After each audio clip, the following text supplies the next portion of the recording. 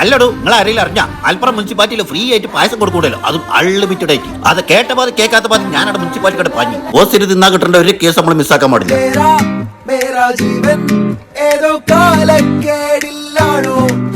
പായസം എല്ലാവർക്കും കൊടുക്കുന്നില്ല കേട്ടോ. ഇവിടെ മുനിസിപ്പാലിറ്റിക്ക് പരാതിയായിട്ട് വന്നവർ അല്ലെങ്കിൽ എന്തെങ്കിലും ഒരു ആവശ്യത്തിന് വരുന്ന ആളുകൾക്ക് അത് ടോക്കൺ സ്ഥാനത്തിന് നമ്മൾ കൊടുക്കും. പരാതി കഴിഞ്ഞാൽ പായസം കൊടുക്കും. അങ്ങനെയാണ് എനിക്കൊരു പരാതി.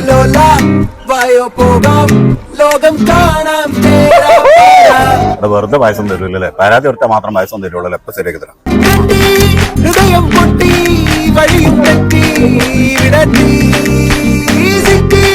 നടുവിൽ ചുറ്റി അടിയും പൊട്ടി